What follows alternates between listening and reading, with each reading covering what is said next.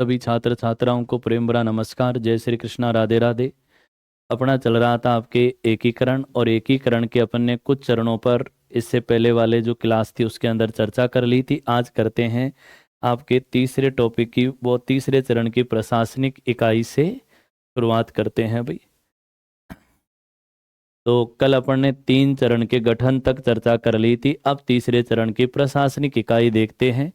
तो आपके तीसरे चरण का यानी संयुक्त राजस्थान का जो राज प्रमुख बना था वो महाराणा भूपाल सिंह था, और ये उदयपुर से थे।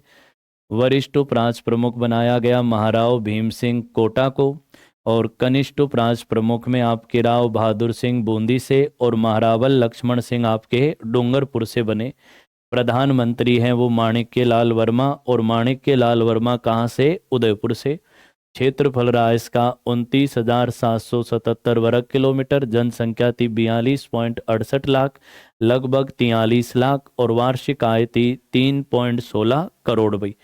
यहीं पर अगले पॉइंट में अपन चर्चा करें तो आपके मेवाड़ महाराणा थे भूपाल सिंह, उन्होंने 20 लाख रुपए प्रीवियर्स या प्रीवी पर मांगा था जिसको, और साथ में उन्होंने आपके एक पद मांगा, और पद उन्होंने वंशानुगत मांगा था। इस कारण आपके उनको दूसरे चरण में शामिल करना था, और इन्हीं कारणों की वजह से वो दूसरे चरण में शामिल नहीं हो पाए।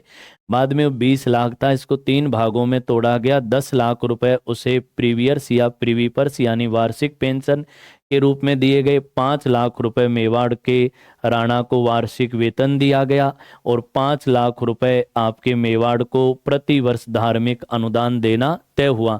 साथ में ही आपके जो भी संघ बनेगा, जो भी राज्य बनेगा, उसका सर्वोच्च पद मेवाड़ महाराणा भूपाल सिंह को देना तय हुआ। तब आपके उदयपुर का विलय तीसरे चरण के अंदर संभव हुआ भाई। इसके बाद में देखे मेवाड़ महाराणा भूपाल सिंह थे, ये राजस्थान यूनियन या राजस्थान संघ बनाना चाहते थे, और ये सलाह थी, इनकी सलाहकार थे आपके संवैधानिक सलाहकार मेवाड़ महाराणा के, जिनका नाम था KM मुंशी। KM मुंशी की सलाह पर मेवाड़ महाराणा ने उदयपुर में एक सम्मेलन बुलाया। ये सम्मेलन 25-26 जून 1946 को उदयपुर में आयोजित हुआ था। इसमें 22 रियासतों के राजाओं ने भाग लिया। इसमें मेवाड़, गुजरात और मालवा क्षेत्र की रियासतों के राजाओं ने भाग लिया था, लेकिन शासकों के आपसी मतभेद के कारण ये सम्मेलन सफल नहीं रहा। इस सम्मेलन में KM मुंशी के द्वारा इन रियासतों के राजाओं के सामने राजस्थान संघ या राजस्थान यूनियन का प्रस्ताव रखा गया। अगले पॉइंट पे चर्चा करें तो आपके राजस्थान आंदोलन समिति का गठन किया गया था राम मनोहर लोहिया के नेतृत्व में, और इस समिति ने राजस्थान की जो बाकी बची रियासतें थी उन रियासतों के जल्दी से जल्दी विलय की क्या की थी? मांग की थी। इसी समिति की मांग करने पर आपके चौथे और पांचवें चरण का गठन संभव हुआ। यहाँ देखें आपके चौथा चरण, तो चौथे चरण का गठन आपके 30 मार्च 1949 को हुआ। नाम रखा गया वृद्ध राजस्थान, या इसे कह सकते हो विशाल राजस्थान, या इसे कह सकते हो ग्रेटर राजस्थान भाई। अब गठन की बात करें तो तीसरे चरण का नाम था आपके संयुक्त राजस्थान, और संयुक्त राजस्थान में 4 रियासतें और एक ठिकाने को शामिल किया गया। रियासतें JJB और ठिकाना लावा। J से जयपुर, J से जोधपुर, J से जैसलमेर और B से बीकानेर। तो जयपुर, जोधपुर, जैसलमेर, बीकानेर और ठिकाने लावे को जब संयुक्त राजस्थान में शामिल किया गया तब आपके वृद्ध राजस्थान का गठन हुआ, और वृद्ध राजस्थान में रियासतों की संख्या 14 थी, ठिकाने 2 थे, और केंद्र आपके टोटल भूभाग हो गए कितने? 16 भूभागों के आपस में मिलने पर आपका बना है कौन सा? वृद्ध राजस्थान संघ भाई। उद्घाटन की बात करें तो ये 30 मार्च 1949 को हुआ, विक्रम संवत 2006, और तिथि थी आपके चैत्र शुक्ल प्रतिपदा यानी हिंदू नव वर्ष वाले दिन। स्थान था आपके सवाई मानसिंह टाउन हॉल जयपुर के अंदर। उद्घाटन करता थे आपके सरदार वल्लभ भाई पटेल भाई। वहीं पर अपन बात करें तो इसके महाराज प्रमुख बनाया गया महाराणा भूपाल सिंह उदयपुर को, और राज प्रमुख बनाया गया सवाई मानसिंह सेकंड जयपुर को। वरिष्ठ उपराज प्रमुख महाराव भीम सिंह कोटा को, और आपके दूसरे बने महाराजा हनुमंत सिंह जोधपुर। कनिष्ठ में आपके महारावल लक्ष्मण सिंह डूंगरपुर और राव बहादुर सिंह बूंदी। प्रधानमंत्री बने या मुख्यमंत्री हीरालाल शास्त्री जोबनेर जयपुर से भाई। अब बात करें राजधानी, तो राजधानी को लेकर आपके जयपुर व जोधपुर के मध्य विवाद हो गया और इस विवाद का समाधान करने के लिए एक समिति का गठन किया गया।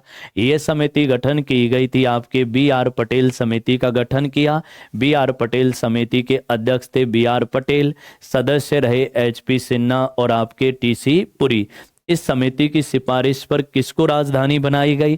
तो इस समिति की सिफारिश पर जयपुर को राजधानी बनाई गई, जोधपुर को हाई कोर्ट दिया गया और आपके बीकानेर में शिक्षा विभाग की स्थापना हुई और खनन व कस्टम विभाग उदयपुर में, वन सहकारिता विभाग कोटा में स्थापित किया गया। भाई इसके बाद बात करें तो देखो 30 मार्च को प्रतिवर्ष राजस्थान दिवस मनाया जाता है, लेकिन हाल ही में भजनलाल सरकार के द्वारा राजस्थान दिवस चैत्र शुक्ल प्रतिपदा को मनाने की घोषणा की गई।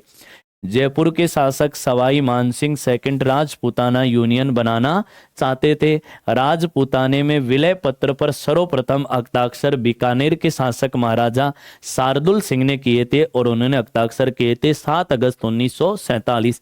सबसे अंत में किए थे धौलपुर के शासक महाराजा उदय भान सिंह ने और वो किए थे आपके 14 अगस्त 1947 को। भाई यहीं पर अपन बात करें तो देखो अगला आ गया आपका 5वां चरण।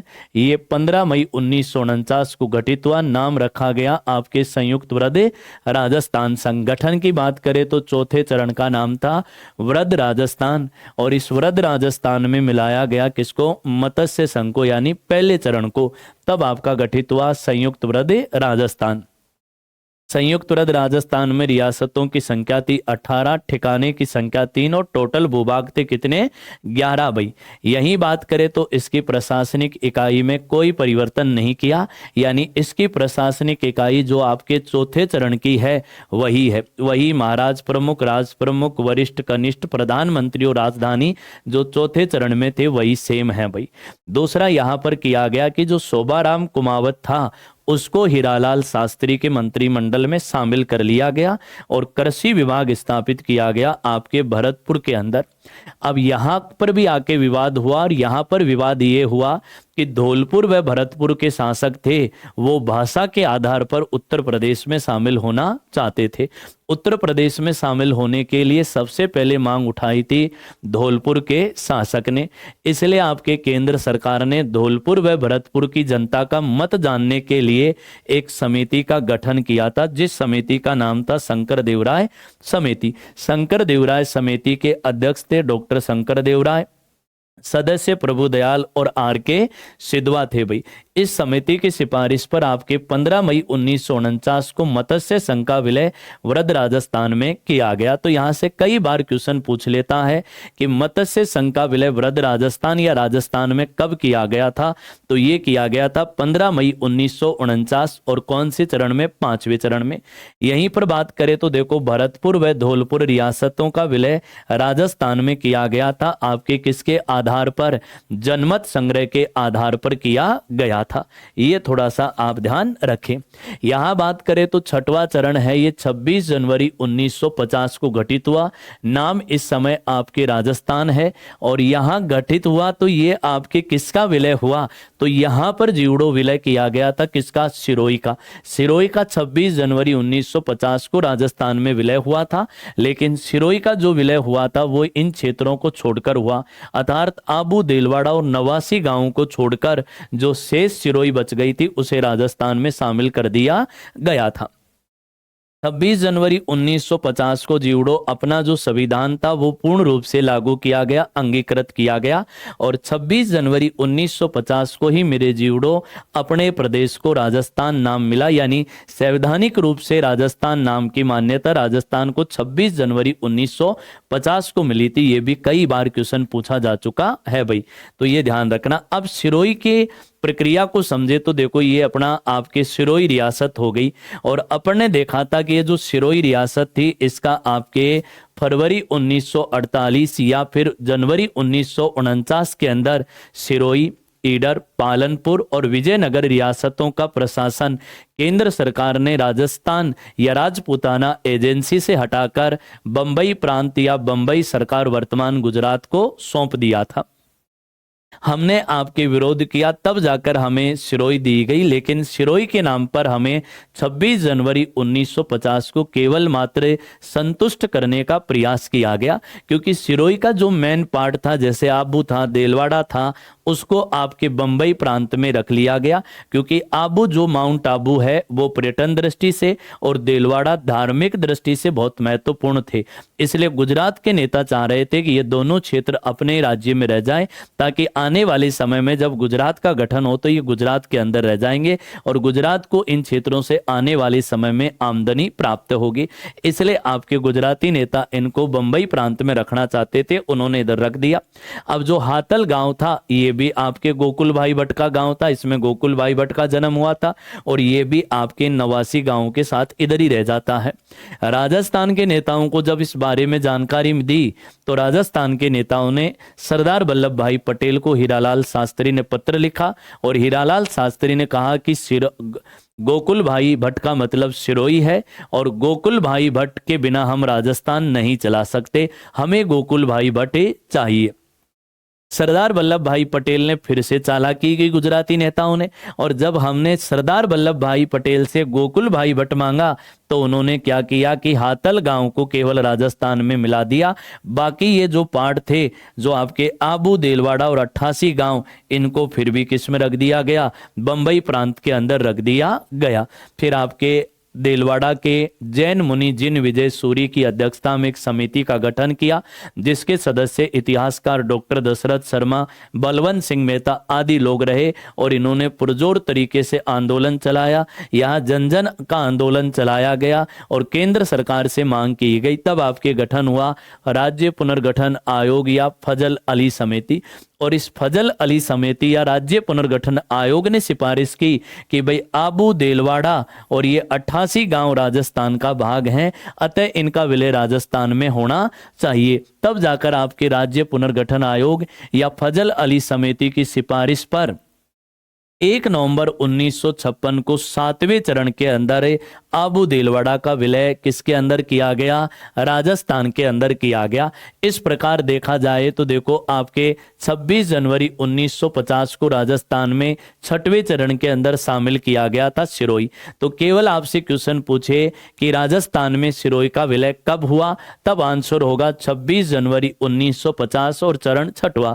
यदि क्वेश्चन पूछे कि राजस्थान में सिरोई का पूर्ण विलय कब हुआ, तब आपका आंसर होगा 1 नवंबर 1956 और चरण पूछे तो 7वां होगा। सिरोई राजस्थान की एकमात्र ऐसी रियासत थी जिसका विलय राजस्थान में 2 बार हुआ और आपके सिरोई का विलय ही आपके सबसे अंत में हुआ था भाई। तो ये थोड़ा सा आप जीवड़ो क्या करना, ध्यान रखना भाई। बाकी का जो है वो देखेंगे अपन अगली क्लास के अंदर। तब तक के लिए आप सभी को धन्यवाद। राधे राधे, जय श्री कृष्णा। वीडियो यदि अच्छा लगे तो लाइक करें और शेयर करें और यूट्यूब चैनल को आपके सब्सक्राइब करें, बेल आइकन को दबाना बिल्कुल भी ना भूले भाई। धन्यवाद आप सभी को। जय जवान, जय किसान और जय जय राजपूताना भाई।